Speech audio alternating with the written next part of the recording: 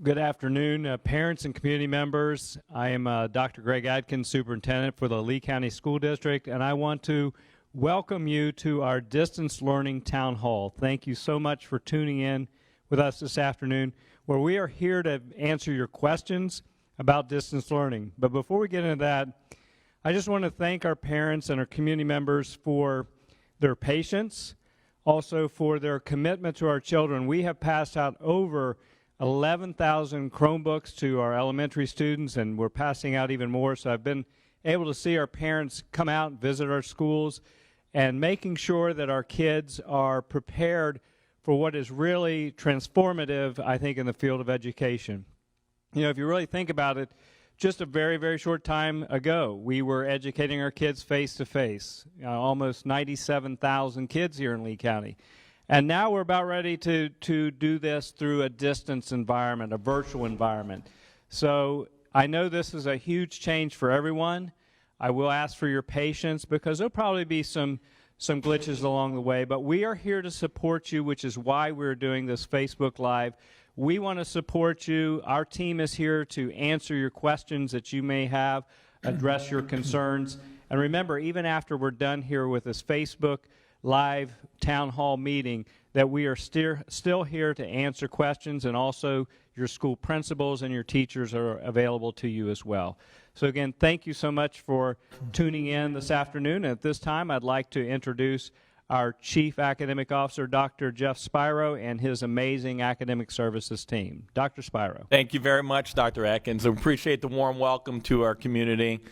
Just as Dr. Atkins said, we are here today to help ease some of the feelings that you may have as a parent at home, to be able to answer the questions that are on your mind. And you can see on the screen there is an email address that is to have you answer any questions or give any feedback you want, and that's help.parents@leeschools.net. So we're ready for our first question whenever you're ready, Mr. Spicker. Quite frequently, Dr. Spiro, and it's about the parent requirement or expectation at each grade level. What do parents expect at home? If they've got an elementary student, do they have to become the teacher, or are they simply the supervisor, and how much time is that going to take, whether they're a K through 5, 6 through 8, or a high school student? Yeah, this is a great question, and if I was at home with children, I would have that exact same question. So the way our team has developed this distance learning platform is to provide as much flexibility for our teachers as it is for our parents as well. We know that many parents are at home with more than one child, and you might be only sharing one Chromebook. So you know that you're going to have to balance your day out to make sure that each student, each child in your house has enough access time to that Chromebook. So to begin with, each of our teachers have set up office hours. The office hours are a scheduled time each day that your child's teacher is going to be available for you as a parent and also your student to answer any questions that you want. So we would suggest having a schedule for your child. And so I want to ask my partner here, Candace Oliveto. Candace is the Director of Curriculum and Instruction. She's going to show you on our webpage a family distance learning resource packet that we have available. You'll see up there on the right side for you, left for me, it's a colorful cover, and it's a family distance learning packet. And in there, we give some examples on how you should structure your day as a parent. You want to make sure you create a schedule just like you would if a student was in school. Make sure that you have activities laid out, that students will be doing work from a certain time frame, from X period of time to another period of time. And then we want you to give them a break. Maybe they're going to do some exercise. Maybe you're going to have them do some social, emotional learning. And in this family distance learning resource pack, there are a lot of activities that are available for you as a parent to help supplement some of the work that's already available for you at your fingertips. What we don't want to have available, what we don't want to have happen for parents is that your child is sitting in front of the screen for 6.5 hours at one complete time. That is not the object of this. We want you to be mindful of the amount of time that your student is in front of the screen. Make sure they take brain breaks away from that screen, making sure you're focused on your whole child, the whole child, not just the mind part, the physical part as well, so that they can continue to focus on their work. The way that we hope that teachers have it structured and the guidance that we've given teachers is we're looking for assignments to be for a week-long assignment. So it's not something that's going to be due each and every day for every single class period, but teachers are going to post assignments, they're going to check in with the students, and then the students will work on those assignments at home. So yes, the parent at home is a support for the child. They will be answering child's questions if they can help. They will be providing guidance to them as a co-teacher with the teacher. So yes, they're right there with the teacher providing some of that support.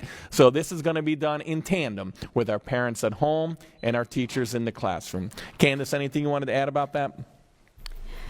No, once you're on that resource, you're going to see that it's broken down by those grade bands. So it's really a great opportunity to see, going back to Mr. Spicker's question, K2, what does it look like? 3-5, what does it look like? If I've got a middle schooler, 6-8, and a high schooler, 9-12. So it's a great first resource to help lay the groundwork for what can a day look like supporting my child, especially if I have more than one. Let me give you an example.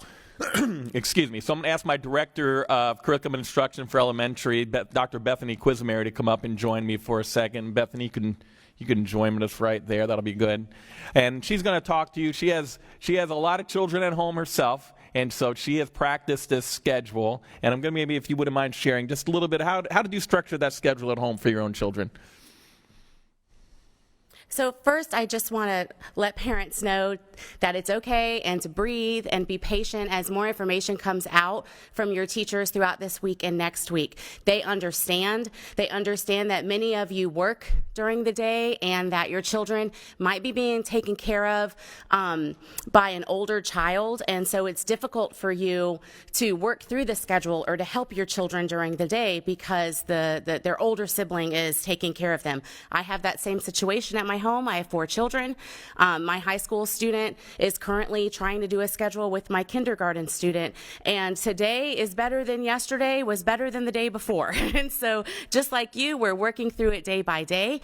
We actually created a schedule yesterday and went over it with our 6-year-old, and this time is breakfast, this time is I ready, now you have a break, this time is lunch, this time is I ready, now you have a break, this time is your sight words and your fluency, and we're trying to work through that because I also understand, as well as our teachers do, that our kids are not as focused whenever they're at home as well. Anytime the dog runs by, they're focused on that instead of, because they don't understand that they're supposed to be in an academic setting because they're at home.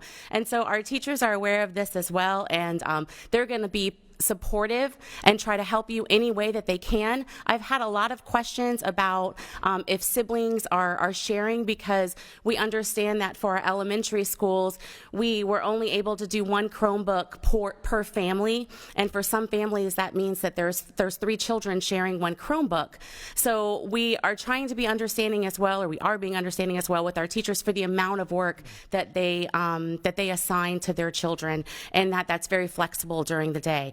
There will be face-to-face contacts through Google Hangouts, or some teachers might utilize the Zoom app as well, but all of those will be recorded, and so if there's an issue where your child is unable to watch, they'll be able to watch it later, and the teachers will really make sure that they communicate that with the families and keep it as consistent as possible. So if they're doing a classroom activity at 10 o'clock on a Tuesday, it will always be 10 o'clock on a Tuesday. So just like you're learning, our teachers are learning how to best make this work for our students and families through distance learning.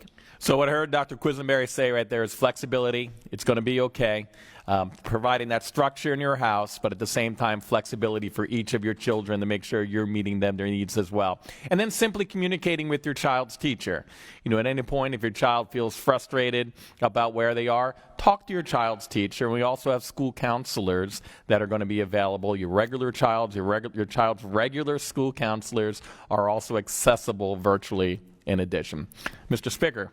All right, thank you, Dr. Spiro. Another common question we've got has come from our charter school parents, saying that they haven't heard much information yet. So is what we are talking about here, does that apply to the charter schools? That's a great question, and charter schools are partners for us here in Lee County, and the exact same instructional continuity plan that our teachers have and our community has, that's the exact same plan that all of our charter schools received. They received all of these resources, all of these documents, and so they are working off of that same plan.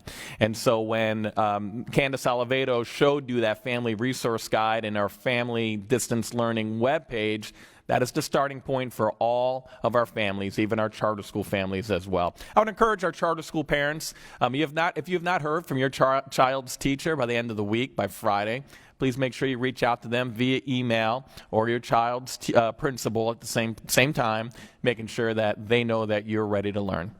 I'll put this into two questions. One already asked on Facebook about, is this going to count as a grade? Are the assignments going to be graded? And another question that sort of ties into that, attendance. How is attendance going to be taken? Two great questions. Grades count. Let me make sure everyone hears me loud and clear. Everything, grades count. And so though the state of Florida has released us from any responsibility with the state assessments, students are still going to be held accountable to the grading that occurs. So the work that your teacher gives you, the work that you submit, all that counts towards grades, and that is what will count towards your final grade of the year. Yes, attendance matters. Attendance counts. Our first goal next week is make sure that all of our teachers and all of our students are connected, and then attendance will be taken into account as we go through the rest of the year. Another question off of the Facebook. Can my grandson do his distance learning if he's with me in Kansas City? He can do his distance learning from you if he was in Kansas City. Google Classrooms it's a universal platform that we're using, so no matter where the student is, they're just going to log into that Google Classroom for that teacher.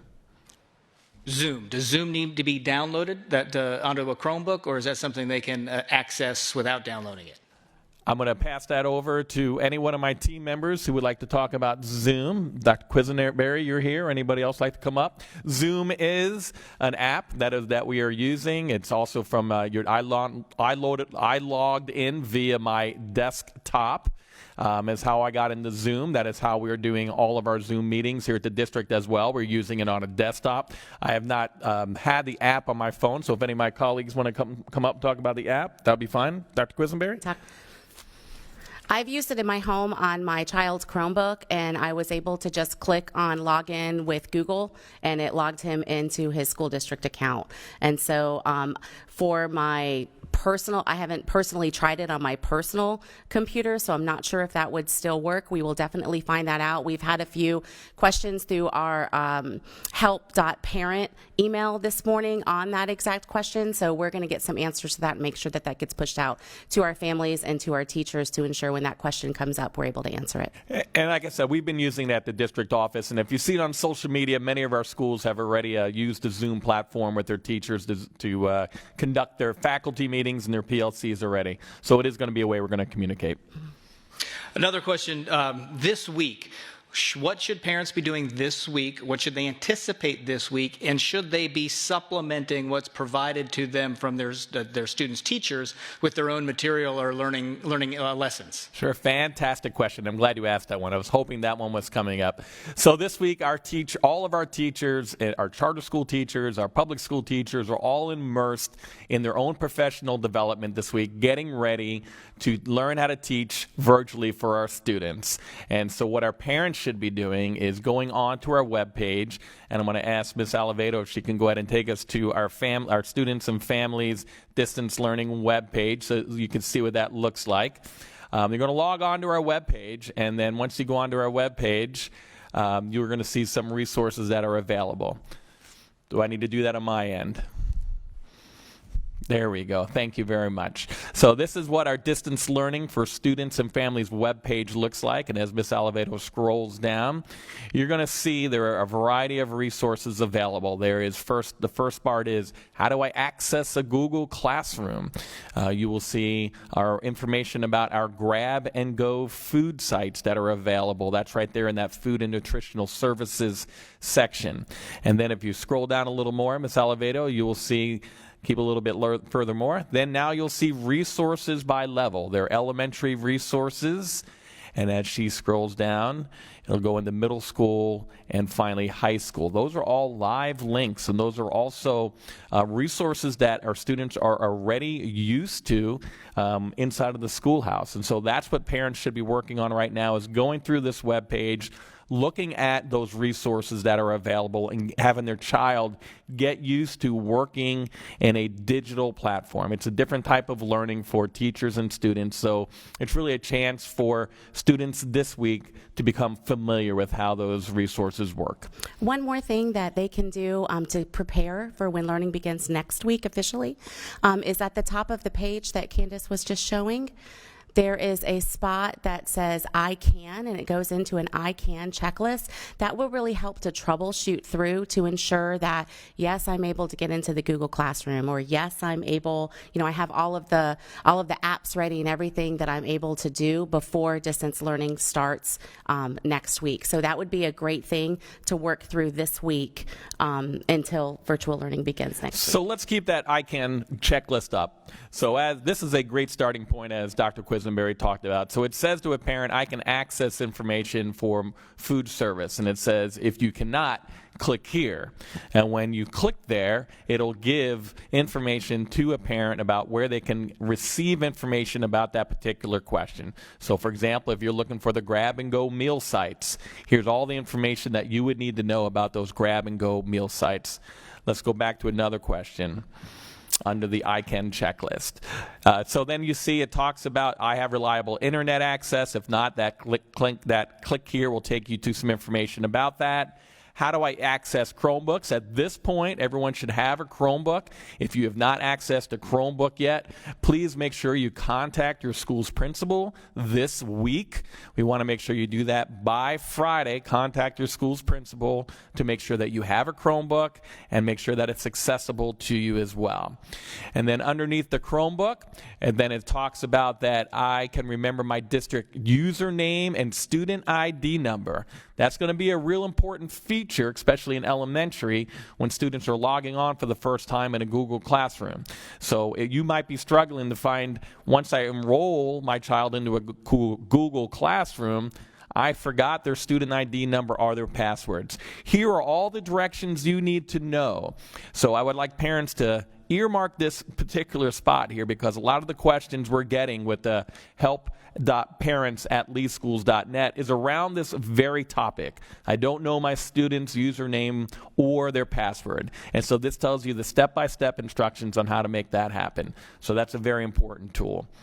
Again, on the I can checklist is I can receive messages from School Messenger. Parents, if you have not already signed up for School Messenger, this one is crucial. This is a lot of information that's changing rapidly. It has been for about past 2 weeks. And we want to make sure you are up to date. So make sure that you click on that School Messenger, and it tells you how to create an account for School Messenger for your child's specific classes. And then the next one is I can find my classes in Google Classroom and complete tasks for each of the teacher's courses. So this is once you get into a Google Classroom, do you know what to do? And that's another check item that parents should be working on this week. Parents, you don't want to wait till Monday when our virtual classroom begins to go on to into your child's Google Classroom. You want to do that now. Make sure that you can find those classrooms. Put a little "Hi, I'm here" message in a text box for a teacher, so the teacher knows that you've successfully made it into their Google Classroom. And then finally, the last one is I can connect my school, I can contact my school if I have any questions and can't access Google Classroom.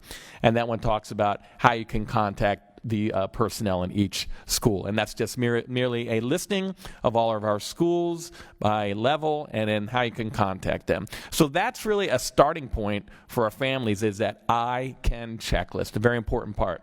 Families, our teachers also had to do an I can checklist to get themselves ready this week, and our administrators did their own I can checklist as well. So really, as a community, We are all learning how to do this together. Mr. Spicker? Another common question, and I'll kind of put them all together, but it has to do, what about my child who is in ESE or has an IEP?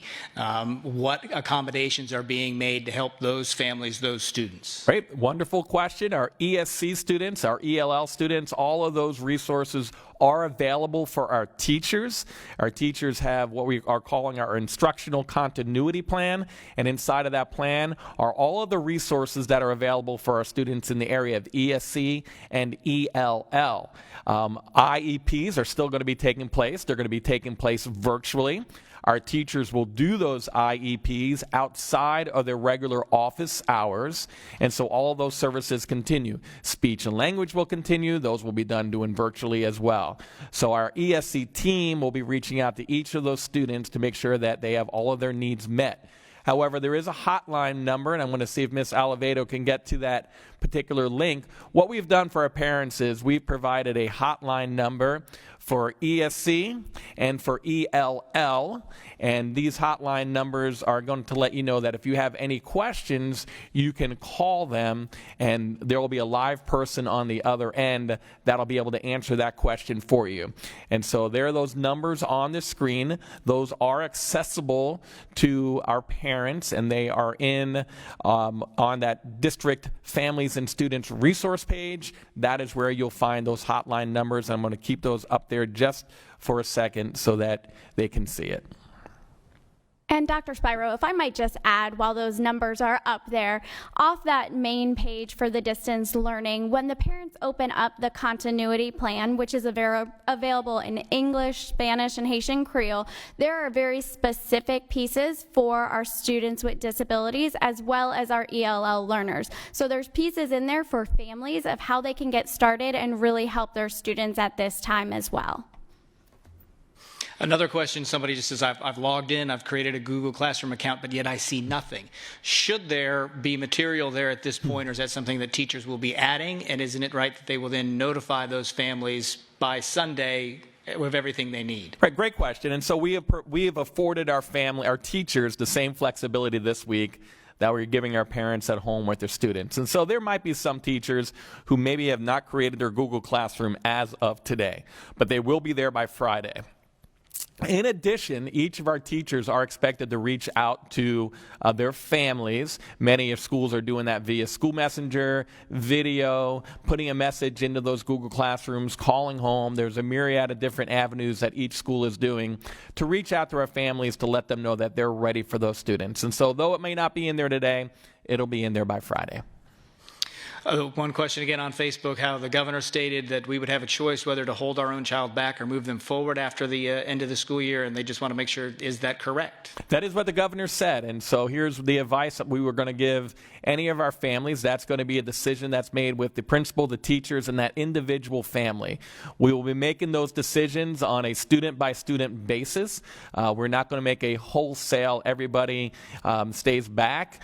We want to make sure that the student is truly, we're taking into account the skills and knowledge that they have as we make those recommendations. So again, it's going to be on a student-by-student basis, and it'll definitely be part of a collective team decision. A technical school question. So this says with the technical schools, they are clock our hours, so how are my hours going to be tracked? That's a wonderful question as well. You keep these questions coming. These are good, Mr. Spicker. Our technical colleges will also be having a virtual platform. Each of our directors will be reaching out to their students in Cape Coral. That's Charlie Pease. Fort Myers, that's John Roselle, and then with our Public Service Academy, that's Todd Everly, who's the senior director, and those directors will be reaching out to their adult students to be talking about how they can begin doing their virtual learning because they are developing those platforms as well. School's going to be happening for adult learners in technical colleges. So for an elementary parent, the email and password for them to get into open up the LaunchPad, if they don't have it because they may have a young child, how do they get it? So that's two different things. So in order to get in LaunchPad, they need their username and their password, which was part of that ICANN checklist. But then for email, that is up at the top right-hand corner on their LaunchPad. So just like typically when you're using Google and there's the little symbol up on the right-hand corner, if you click on that and it shows what Google account you're logged into, if you do that with LaunchPad, it'll show the student's email address. They're probably asking about that because you need that if you're on a personal computer and Google switches you back to your personal Google. In order to get into the Google Classrooms, you have to make sure that you're in your child's Google account. So you will have to put the email address in there. If you have any issues with that, if you just email the help.parent@leeschools, we can help you with that. I continue to see questions coming in again about the IEPs, the 504s. Just reassure, if you will, those families that maybe missed the first answer that there will be specific instructions coming. Sure. I'm going to let Dr. Quisenberry talk a little bit about that. The ESC and ELL filmed a family video. I believe it went out at the same time that the distance learning video went out for curriculum and instruction. I'll refer back to you, Rob, for where that is posted on our webpage. It's on the same spot. If you click the family resource link, you're going to see an option to view the ESC video, and it will answer many of those questions. Again, if it doesn't answer any of your specific questions, you're able to contact any of those numbers as well. Thank you. And there we have that right there up there on the screen for our families. And rest assured, we are the services for our students with exceptionalities. Those are going to be occurring.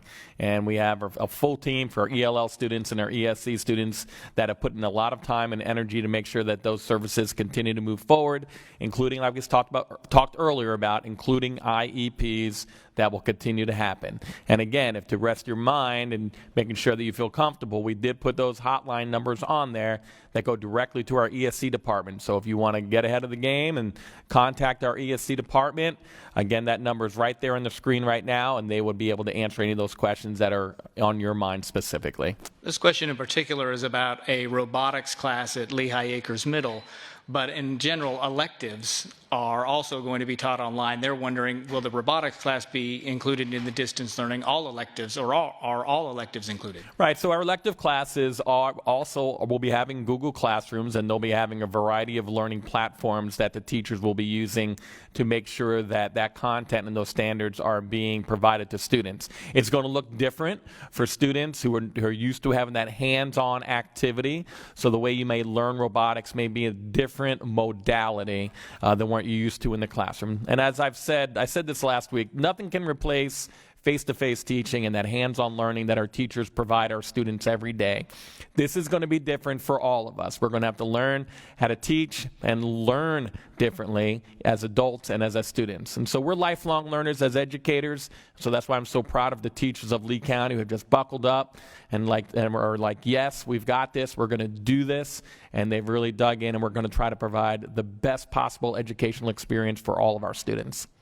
I'm going to ask Dr. Spiro one more question, but before I do, just let our audience know, and anybody that watches this later, continue to post questions here, and we will answer them for you. You can message us on Facebook, and we also have an email, distancelearning@leeschools.net, where we can take your questions, plus the help.parents@leeschools.net. So plenty of ways to reach out if you continue to have questions.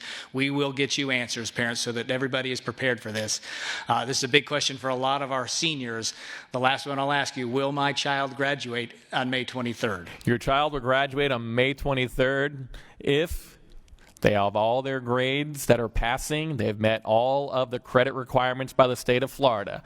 The grace for our seniors this year is the state has waived all of the graduation requirements around the state assessments only. They didn't waive passing grades, and they didn't waive the credits. So you have to make sure all of those are in order. But what an amazing opportunity, seniors, and I'm looking right at you, seniors, what an amazing opportunity for you to take advantage of this unique opportunity. If you were deficient in credit, if you were behind in some of your grades prior to spring break, now is your time. Take advantage of this opportunity. Put your nose to the grindstone. Take care of the work that your teachers are providing for you. Submit your work. Get those grades in. Graduate and move on with your lives. Dr. Spiro and your team, thank you very much. Thank you, parents, for all your questions that you've sent in. As I mentioned, continue to send us your questions. We're in this together. We'll get through it together. The team is here and ready to help make it as easy as possible for you and your child to succeed in distance learning. We'll look for those answers and send them to you as soon as possible. Thank you for joining us. Thank you very much, everybody.